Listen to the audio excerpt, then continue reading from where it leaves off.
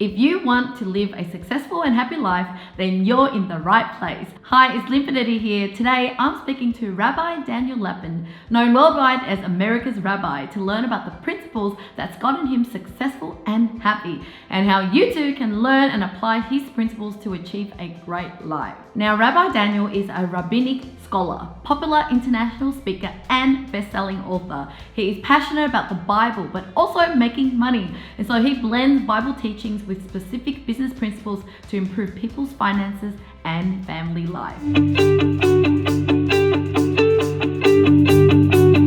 Hi, Rabbi. So good to have you back. Well, thank you, Lynn. Gosh, it's been a little while and it's something I've been looking forward to. So thanks very much. Yeah, I mean, I love reading your content and I love interviewing you previously. And I know the videos have done so well because you've just got so much wisdom. Now, today we're going to talk about the 5 principles that will help people achieve a successful and happy life. Because I think that's the most important. Just because we're entrepreneurs trying to succeed in business, we have to remember that our mental health and happiness is so important. And there's no point in money if we're not happy. So Let's talk about that. Sure. Well, first of all, let me just tell you that one of the reasons I love interviewing with you is that you yourself are passionate about the topic. You see, I'm a very good window into ancient Jewish wisdom. Very little that I talk about is my thinking, my creativity. It really isn't. This is the information that is embedded in the original Hebrew text of Scripture, and it has brought tens of hundreds, millions of Jews to great economic success. So, if I asked the guy who won the 2012 London Olympics 100-meter, Usain Bolt, and I'd say to him, "Hey, Usain, could you teach me how to run quickly?" And he'd say, "Sure, it's really easy. Pay me £100, I'll give you the secret."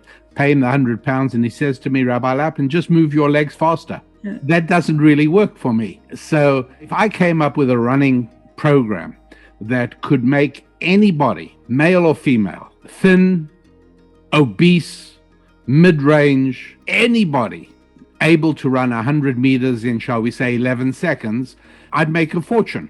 Because knowing that with my secrets, anybody can run an 11-second 100-meter, but it's not true, right? It's not possible. But in the area of making money, I am providing literally the equivalent of that.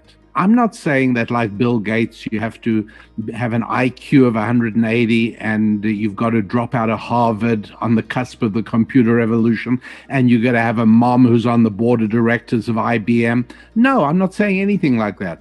I'm not saying that, like Donald Trump, your father has to leave you 16,000 apartment units in New York City and that's how you'll succeed. No, I'm saying millions of ordinary Jews, black and white, male and female, smart and average, everybody have all learned to be disproportionately good with money. I'm saying I don't care how big you are or how small you are, how smart you are or not smart you are, whatever you are, I do have the ability to give you the information on how to literally transform your financial destiny. Because it's not some special person that did it. It's not the secret of how I did it.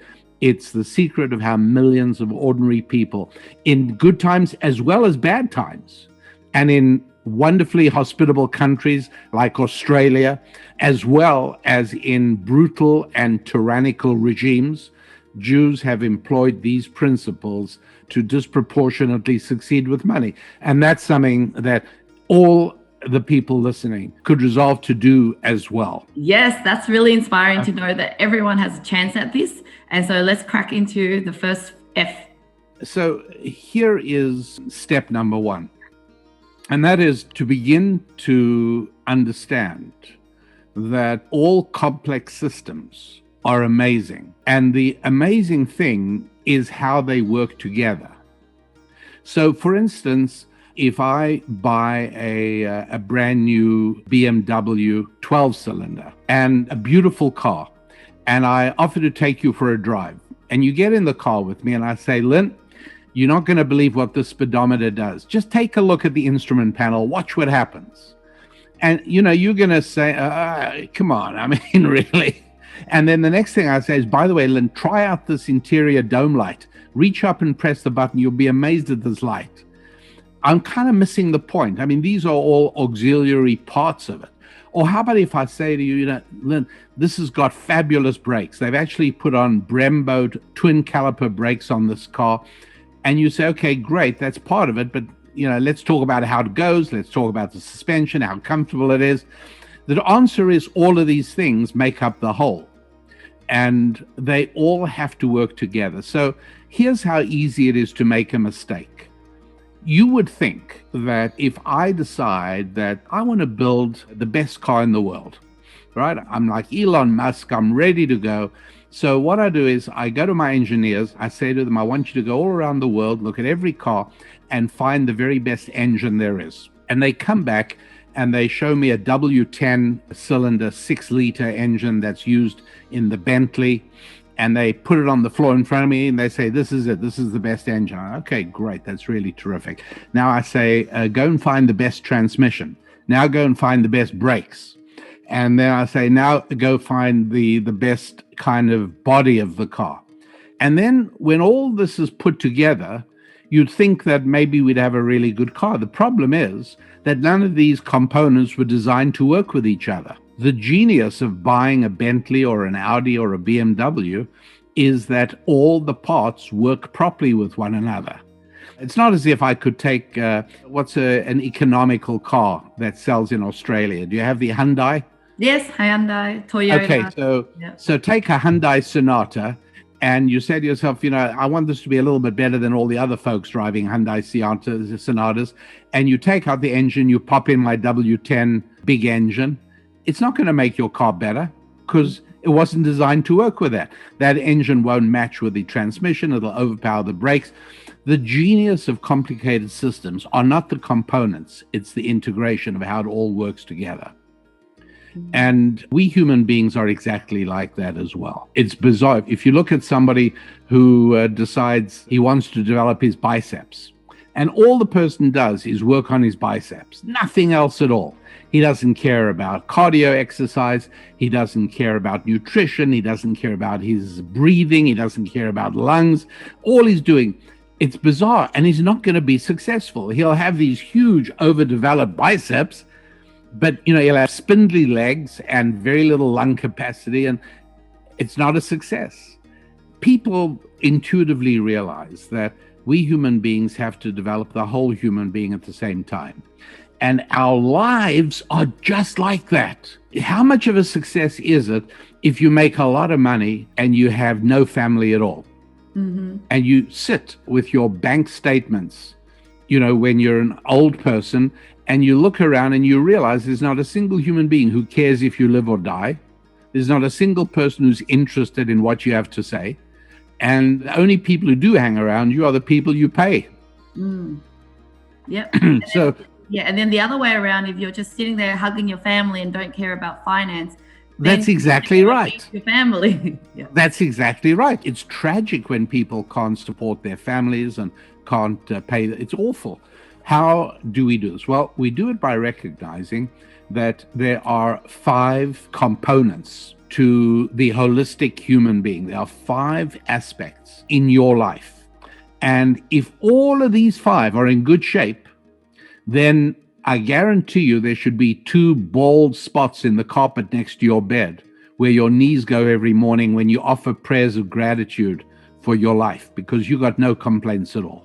Conversely, if one of these is doing well, but the other 4 aren't doing well, or 2 are doing really badly, 3 are doing okay, you realize this isn't very good. But here's even the more important part and that is they all feed into one another.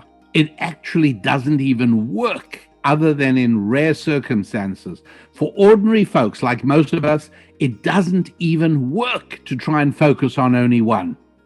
So let's look at what these 5 are. Now, when I describe them graphically, I put them on a circle. I take 5 equidistant places on the circumference of a circle, and I put down these 5, and they're easy to remember because each one begins with the letter F, the 6th letter of the English alphabet. What are the 5? And in no particular order, I must stress, no particular order at all.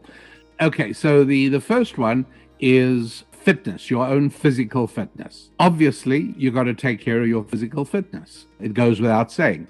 The second one, and in no particular order, I'm just jumping to a second one, friendships. All need friends. And we will explain as we look further into this just why that is. Third one would be family. So we all need our physical fitness. We all need our friendships. We need our family. And yes, everybody does need a family. Now, included in family is a great positive sex life.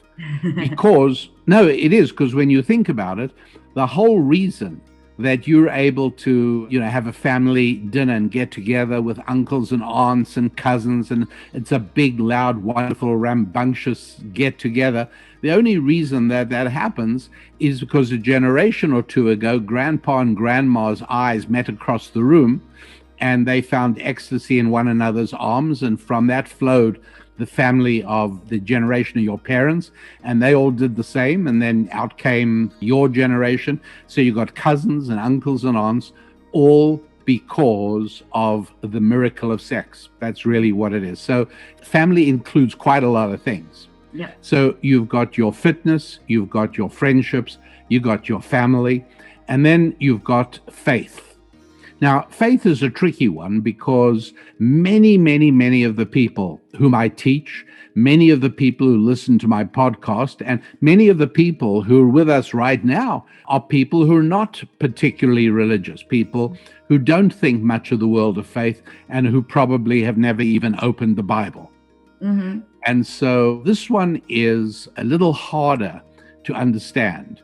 But the way I would put it is that you don't have to know that your body needs certain nutrients, whatever it is. I'm not a nutritionist, but your body needs a certain amount of potassium in order for some of your glands and systems to work properly. I may be completely unaware of the fact that my body needs potassium. Mm-hmm. Fortunately, I like bananas, and bananas supply more than enough potassium, so I'm okay. So I'm being supplied with it, but I don't even know that I need it. Well, faith is a little bit like that. Most of us are completely unaware that faith is an important part of life. Yeah, and I can attest to that. So like all my life, I didn't know about God. I wasn't spiritual.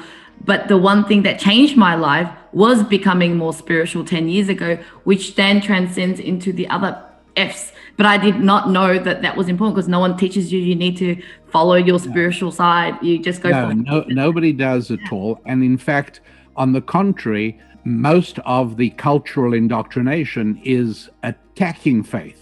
Mm-hmm. Most of the cultural indoctrination suggests that if people have faith, well, they're a little bit slow, usually poor, and not very quick about things, not very smart, not very educated. That is the kind of picture that the culture, and so therefore people are discouraged from exploring. I have no notches on my bedpost here. I don't really care, frankly, whether people have faith or don't. I'm not out to change anybody. But I am saying that if you are interested in improving your financial destiny, then you need to know about the other 4 F's. The fifth one is finances. Mm. And so there we've got finances, but we also have family and friendships, fitness, and faith. There are a lot of different ingredients that go into a wonderful perfume.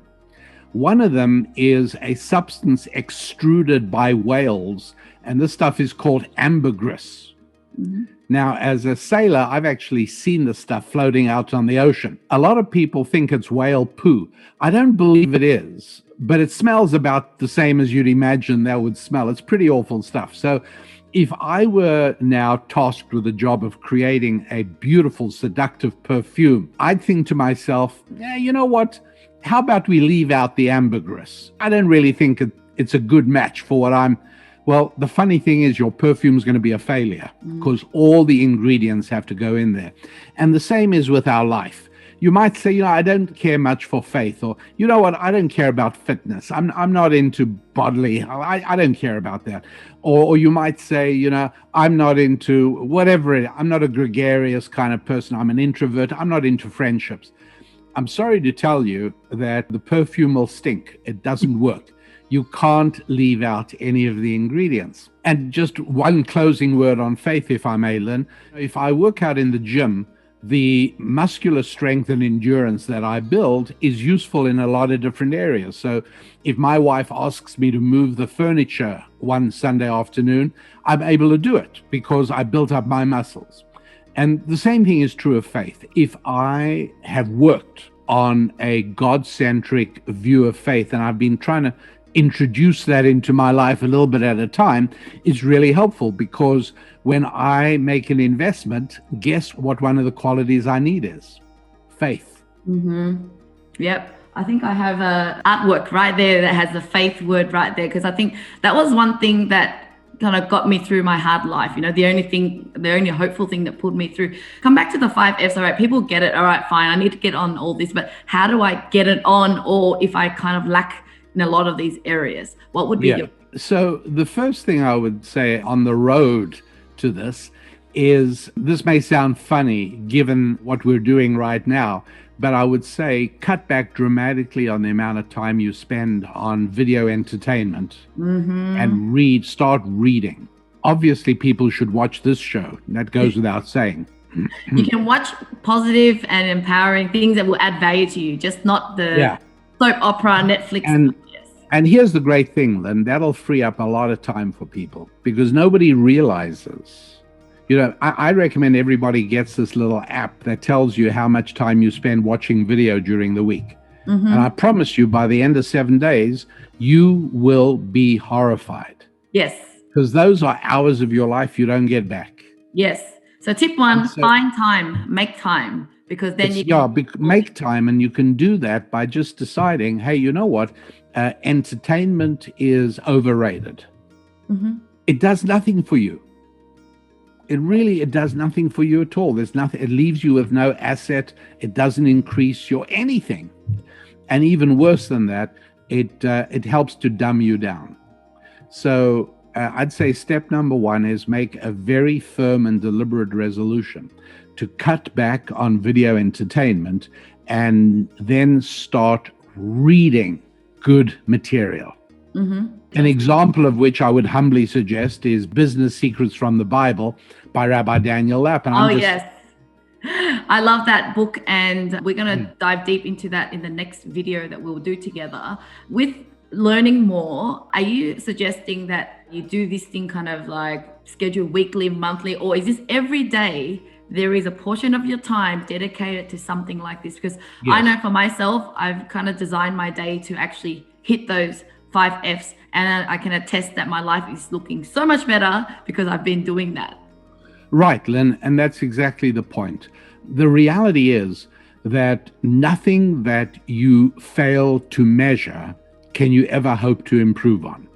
So if, for instance, you know nothing about financial statements and you do not keep an accurate record of your money, and you don't have a list of the things you've ordered and the things you've bought and your cash flow, you don't keep it, how are you ever going to improve your monetary situation? Or and you wouldn't know anything about this, Lynn, but some human beings have an urgent need to lose a few pounds of weight. And those of us who could use losing a few pounds, if we don't weigh ourselves regularly and record the weight, it's never going to happen. And so it is with these 5 F's as well. Even if you look at friendships, for instance, this is not a comfortable job to do. I recommend that people actually make a list of their friends. Leave out family. Leave out people you owe money to because they'll take your phone call anytime. And just make a list of the people who are your friends. I'm not talking about Facebook friends. That's not the thing. I'm talking about people who, if you call them up and you leave a message saying, I need to speak to you, could you please call me back? And they do that within 24 hours, you got a friend there. List those people, and it will not be as many as you think, I'm sorry to say. So it's totally doable. This isn't a list that's going to run through hundreds of pages. I wish it were, but it won't. Good point. And now that you've made that list, resolve to add one person to it every month. Now, that won't end up with a resulting 12 new people a year because there's drop-off also. But this way, at least, you are mindful about your social connections. And it's hugely important. It's important for health. It's important for finances. It's important even for family. Your family is better off when you've got friends as well. So all of these things. So that's what I would say, to be able to establish metrics that you can measure the progress you're making on each of these things. For fitness, obviously, that's an easy one to do. I mean, it extends not only your weight, but you can even measure your blood pressure. You can measure your endurance, for how long can you run or jump or exercise or whatever it is. All of these things are important. Family is a little harder to put a metric on, but it's basically, first of all, do you have a family? And secondly, are you nurturing that family? Yeah, I was just going to say it's about like scheduling time for date nights with your partner or traveling with your family. It's like, what are you doing with improving your family relationship? I would change partner to spouse. Now, I know it's popular to say partner. I totally understand it. Let me tell you why I don't say partner, I say spouse. Partner is a friend. Mm-hmm. If you're sleeping with them, it's still a friend. That's what the word partner means. Partner is not the same as family. So partner falls under the friendship F. Mm-hmm. But if you're talking about the family F, well, then it's your husband or your wife. Yeah. So totally. And I think what it is even if you are making small progress every single day, the fact that you're making progress is going to already increase your happiness. But that's such an important point. Say it one more time. People should really progress equals happiness. Yes. And with so much progress along the way, and I can tell you this is a true thing that happened to me, is then eventually you got success. You're like, oh my God, I've succeeded. But it really does take, every single day of small progress that eventually get there. But the biggest point we're trying to drive home is that don't think that money is going to solve everything. Don't think that trying to look sexy sometimes people put so much effort on their looks and then forget about everything else and they find out themselves not being happy. So I think, this is enough to get people thinking to now start finding time to go and then, start learning the important information. And I'd love for you to share the free ebook that you're offering to the audience as well. Sure. And what's so important to understand here is that even if you say to yourself, hey, forget all that stuff the rabbi was talking about, all I'm interested in is more money, which I can understand. What you've got to realize is that the most important correlation for more money is how many friends you have. The number of people who know you, like you, and trust you will have a direct impact on your revenue. So you've got to have the F of friendship. Needless to say, physical fitness, you relate to people better when you're feeling good about yourself physically. And so it goes through all the other 4 Fs. And so if you are interested in sort of getting a better handle on this and getting more inspiration to actually do what you know you need to do, and most importantly, do it when you know it needs to be done, I have a great ebook, which is absolutely free. It's something I want people to have. And you just go to rabbidaniellapin.com. Yep. I can put the link on below as well. What other specials have you got for Lynn's audience? Yeah, well, what we have is specifically for those who want to get right to work on the financial aspect. We have an online video course where it takes over 10 hours of teaching to get across all the fundamental points, the things you actually have to do. And that's called the Financial Prosperity Collection. And again, you'll find that on the website. And here's the most important part. We've arranged a very substantial discount. It puts it within range of anybody and everybody. And all you got to do is remember a very complex promotional code. Are you ready? It's LINH. That's right. You just got to put in LINH. And you go at the same website, rabbidaniellapin.com. You go look for the Financial Prosperity Collection and order it. When it comes time to enter the promo code, you put in LINH and you're good to go. Well, thank you so much, Rabbi. And I'll put all the links below, and I look forward to talking to you again on another exciting topic that will transform people's finance and faith. Thank you. Good talking. Well, thank you so much for watching, guys. If you have any questions for me or Rabbi Daniel, please put in the comments below. And I look forward to interviewing him again. So please do subscribe to my channel so that you get notification when his videos are up and my other videos as well. Now, if you like this video, there's more videos here for you to watch, and I'll see you again next time.